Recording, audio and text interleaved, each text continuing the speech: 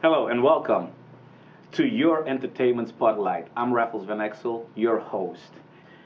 Today I have as guest the Honorable Minister Louis Farrakhan. Minister Farrakhan, thank you. Thank you for the honor. Before I start this interview, I would like to explain to all the viewers, all the Michael Jackson fans, that I've only put one call out to your son, and gracefully you accepted. With that said, Michael Jackson. How long did you knew Michael Jackson? Well, I've known of Michael Jackson since, of course, he was a youngster. My children have known him more intimately than I, but I would say that we became closer to each other in the last 10 to 15 years when we were doing the Million Man March. I met with Michael in a hotel in New York, and I said to Michael, it's one thing if 1,000,000 women cheer you, but it's another thing entirely if 1,000,000 men cheer you. And what I would ask Michael is if you would sing to the millions that are gathered, I'm looking at the man in the mirror, and I'm asking him to change his ways. And of course, all of us who are principals, we are surrounded by people who advise us pro and con. Michael did not sing, but Michael gave $100,000 to the Million Man March. It was greatly appreciated, but Michael has been getting closer and closer in terms of looking at Farrakhan, listening to Farrakhan. How much he agreed or disagreed, we never discussed. But in the last several years, we got, I would say, close. Would you say that Michael was someone, or that you were someone that Michael trusted if he had a problem to pick up the phone and call? And Yes. by the time difference, by you being in Chicago, that could be 3, 4, 5 o'clock in the morning, did you answer the call?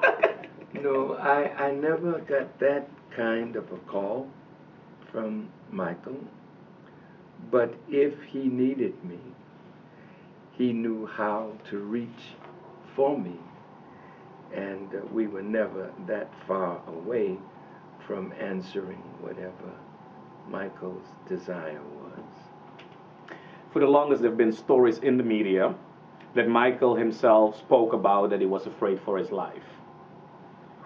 Did he ever express to you that he was afraid for his life? And especially with the whole conspiracy theory against him. No, Michael never said to me that he was fearful of his life.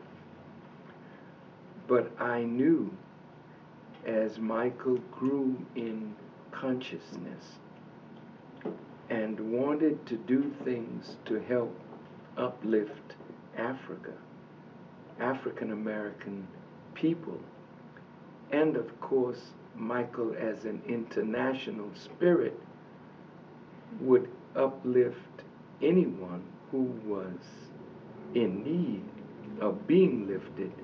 But in the closing 10 years or so of his life, I noticed his desire greatly to uplift Africa, to work with President Mandela, and to do things in video and in movies that would show black people to themselves in a better light. When was the last time you, Michael, had real communications with you? We talked by phone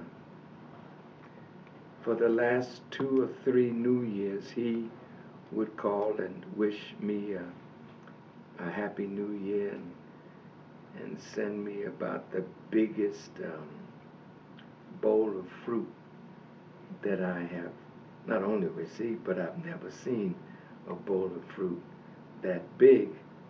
We did not do much communication by telephone.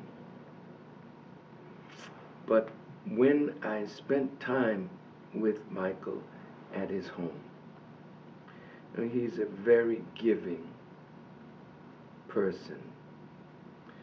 And I must say to his fans, I didn't get to know Michael just from the beauty of his music and the greatness of his gift musically, but I got to know Michael from a deeper level, the very spirit that energized him to do the things that he did, to write the lyrics that he did, to fight the causes that he fought.